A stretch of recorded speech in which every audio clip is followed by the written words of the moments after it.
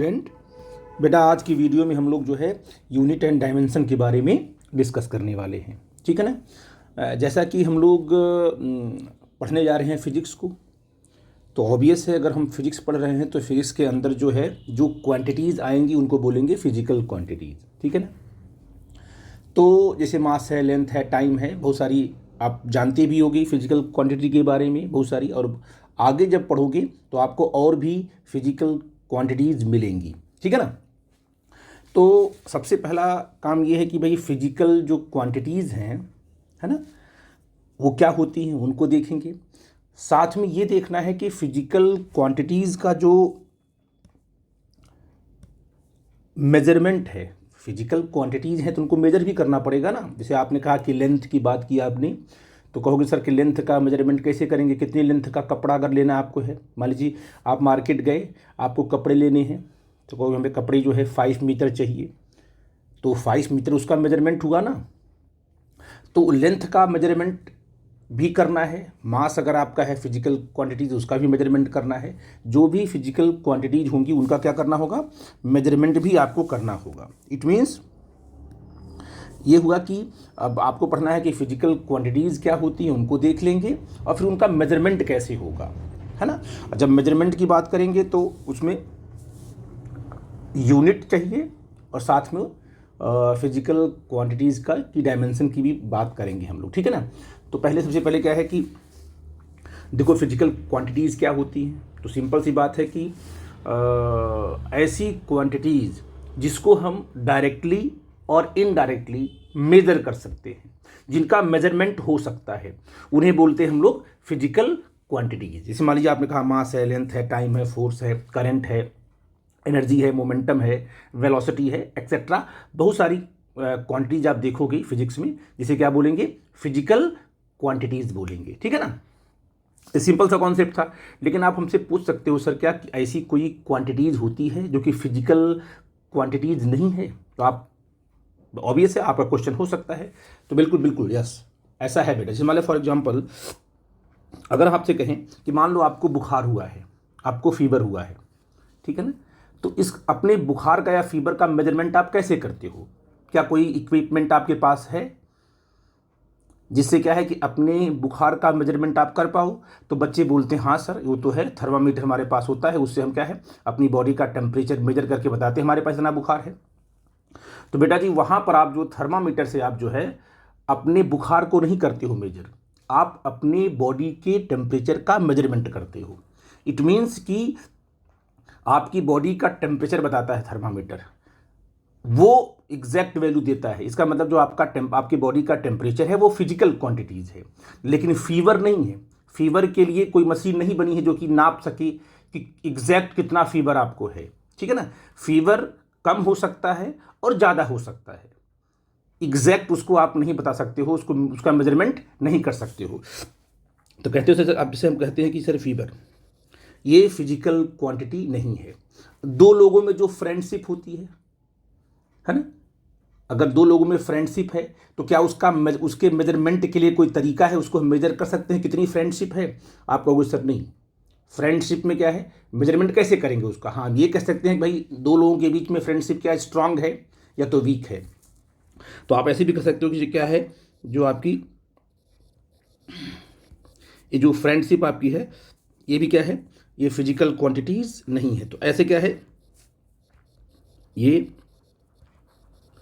Physical quantity नहीं है। ठीक है ना। तो आप ऐसे बोल सकते हो कि नॉट अ फिजिकल क्वांटिटीज। तो ऐसे जैसे मान लीजिए आपकी मदर का आपके साथ जो लगाव है ना, जो लगाव आपका है, तो क्या वो जो लगाव है, जो अट्रैक्शन है, क्या वो फिजिकल क्वांटिटीज है? नहीं। लगाव या तो ज़्यादा हो सकता है या तो कम हो सकता है, उसका मेजरमेंट पॉसिबल नहीं है। तो इस तरीके से क्या है कि जो क्वांटिटीज़ डायरेक्टली और इनडायरेक्टली मेजरमेंट जिनका हम कर सकते हैं उनको बोलते हैं फिजिकल क्वांटिटीज़। ठीक है ना। ये तो बात हो गई एग्जाम्पल के साथ। अब हम बात करते हैं कि मेजरमेंट की बात करते हैं। सबसे इंपॉर्टेंट चीज़ यहीं से निकल के आएगी आपकी यूनिट। तो मेजरमेंट क्या है? मेजरमेंट एक प्रोसेस है। एक क्या है? प्रोसेस है। मान लो फॉर एग्जांपल कि आपके पास कोई मतलब सपोज कर लिया कि आपके पास एक स्टैंडर्ड मेजरमेंट के तरीके आपके पास हैं सपोज, क्योंकि शुरू से क्या है, आप बहुत पहले देखोगे तो लोगों ने क्या है कि लेंथ को मेजर करने का तरीका अलग से बनाया था। पहले लोग अपने क्या है, अपने हाथ से क्या है लेंथ को मेजर करते थे कि 1 हैंड, 2 हैंड, 3 हैंड, है ना। इसके बाद लोगों ने क्या किया, और भी तरीके अप्लाई किए लोगों ने, जिससे क्या लेंथ के मेजरमेंट को, लेंथ को मेजर कर सकते हैं। और क्या बोलते हैं कि जो फिजिकल क्वांटिटीज आपकी मास है उसका मेजरमेंट कर सकते हैं। तो पुराने टाइम में बहुत सारे तरीके थे, लेकिन यहाँ पर क्या है कि मेजरमेंट के लिए क्या है, जैसे it is the process which we compare a physical quantity with a standard amount of that quantity. It means मान लो कि आपके पास एक रॉड है और इस रॉड की जो लेंथ है ये 5 मीटर है, ये आपको पता नहीं है ना, ठीक है ना। ये मान लो 5 मीटर है, एज्यूम कर लिया आपने। तो आपने कहा कि मीटर जो ये आपका, आपने कहा ना आपके पास जो स्केल होगी वो स्केल तो होगी 1 मीटर की। ये क्या है जो आपके पास स्केल जिससे आप मेजर कर रहे हो, स्केल तो आपके पास क्या होती है 1 मीटर की स्केल होगी, ये होगी 1 मीटर की स्केल, ठीक है ना। ये जो 1 मीटर की स्केल है ना, सिंपल 1 मीटर की, ये जो स्केल है यही कहलाएगी यूनिट किसकी, लेंथ की, है ना। तो आपने कहा कि यहाँ लिखोगे लेंथ ऑफ द रॉड। तो लेंथ ऑफ द रॉड क्या हो गया, फिजिकल क्वांटिटी हो गई, है ना, लेंथ ना। और आप कहोगे सर ये 5 × 1 मीटर, ऐसे ना, तभी तो बनेगा 5 मीटर। अब ये जो 1 मीटर है ये आपकी हो गई यूनिट, क्या हो गई भाई, लेंथ की यूनिट हो गई, इसे बोलेंगे यूनिट। और कितने टाइम है, तो 5 टाइम है ना। इसी 1 मीटर को 5 बार आपने क्या किया, रिपीट कर दिया, तो आपको मिल गया 5 मीटर। और इसको बोलेंगे न्यूमेरिकल वैल्यू, क्या बोलेंगे इसको, बोलेंगे बेटा जी न्यूमेरिकल वैल्यू। इट मीन्स किसी भी फिजिकल क्वांटिटी को एक्सप्रेस करने के लिए दो चीज़ें बड़ी इंपॉर्टेंट हैं। एक तो उस फिजिकल क्वांटिटी की न्यूमेरिकल वैल्यू, है ना। जैसे आपकी मदर ने आपसे बोला कि बेटा जाओ मार्केट और आप शुगर लेके आओ, तो आप मार्केट गए, शॉपकीपर के पास गए, तो उससे आप क्या बोलोगे कि हमें शुगर दे दो। तो पूछेगा भाई कितना, अमाउंट बताओ पहले, तो कहोगे 5 शुगर दे दो। कहेगा कि 5 शुगर क्या होता है, पूरा बोलो कंप्लीट। तो आप कहोगे सर 5 kg शुगर दे दो, मतलब आपको 5 भी बोलना पड़ेगा और साथ में kg भी बोलना पड़ेगा। मतलब एक शुगर तो मास है ना, तो एक पूरी की पूरी फिजिकल क्वांटिटी को एक्सप्रेस करने के लिए दो चीज़ों का होना जरूरी है, एक तो उसकी न्यूमेरिकल वैल्यू और एक क्या है, एक उसकी यूनिट, ठीक है बेटा जी। तो आपने कहा ठीक है, इस तरीके से हम लोग इसको बोल दिया हमने यूनिट, इसे क्या बोल दिया हमने, न्यूमेरिकल वैल्यू, ठीक है ना। तो आप कह सकते हो कि एज फिजिकल क्वांटिटी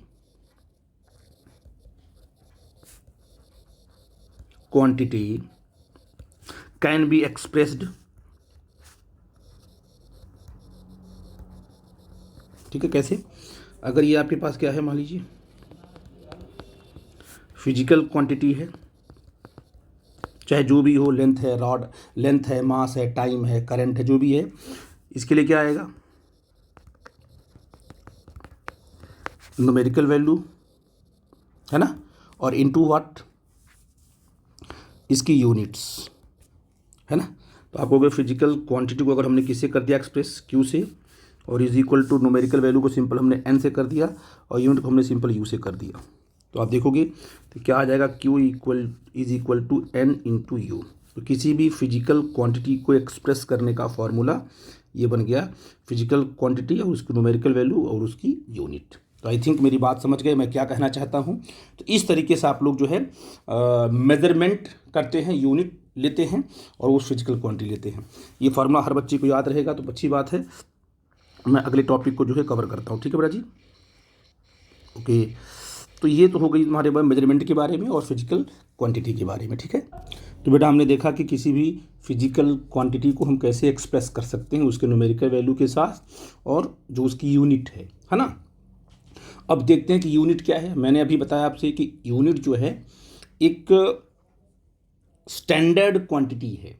यूनिट क्या है? यूनिट किसी भी फिजिकल क्वांटिटी की जो यूनिट होती है, जैसे आपको मैंने बोला कि लेंथ की यूनिट क्या है, तो आपने कहा कि लेंथ की यूनिट 1 मीटर है। तो 1 मीटर क्या है? 1 मीटर एक स्टैंडर्ड लेंथ है जिसको बार बार रिपीट करके आप हर लेंथ का मेजरमेंट कर लोगे। तो यूनिट क्या हो गया? It is a standard value of quantity, physical quantity against which measurement is done, जिसके अगेंस्ट क्या किया जा रहा है? मेजरमेंट को डन अगेंस्ट मतलब क्या है? उसी स्टैंडर्ड यूनिट को लेकर के बार बार रिपीट करके जो भी फिजिकल क्वांटिटी आपकी है उसका मेजरमेंट किया जा रहा है। तो ये क्या है? एक स्टैंडर्ड वैल्यू है ना। और इसका जो मैग्नीट्यूड होता है, अगर यूनिट बनाओ तो 1 मीटर बनेगी, 1 kg बनेगी, है ना। तो मैग्नीट्यूड, तो जो यूनिट का जो मैग्नीट्यूड होगा वो तो फिक्स होगा ना, एक स्टैंडर्ड बनेगा ना, बनेगा तो वो फिक्स होगा। उसी को लेकर के हम जो भी आपकी फिजिकल क्वांटिटी है उसका मेजरमेंट करेंगे। जैसे आपका सेकेंड है, 1 सेकेंड, ये टाइम का हो गया यूनिट। अब किसी भी टाइम को आप इससे आप मेजर कर सकते हो, 2 सेकेंड, 3, इसी को मल्टीप्लाई करते जाओगे, बार बार रिपीट करते जाओगे तो आपको 2 सेकेंड, 3 सेकेंड, 5 सेकेंड मिलता जाएगा। 1 मीटर लेंथ की यूनिट है, स्टैंडर्ड क्वांटिटी हो गई। 1 लीटर ये आपका वॉल्यूम की क्वांटिटी है, एकदम बिल्कुल स्टैंडर्ड हो गई। अब ये 1 लीटर के बाद क्या है? आप किसी भी लीटर को इससे मेजर कर सकते हो, किलोग्राम एक्सेट्रा, ये सब आपकी यूनिट्स हो गई, ठीक है ना।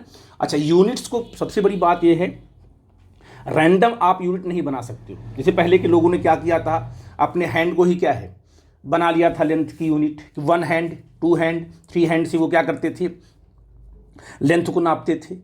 तो पहले मान लीजिए, ठीक है, आपने कहा कि हम अपने हैंड से क्या है, आपने अपने हैंड से क्या है, अपने हैंड को बना लिया कि भाई हमारा हैंड जो है लेंथ की यूनिट है, इसी हैंड से हम लेंथ का मेजरमेंट करेंगे।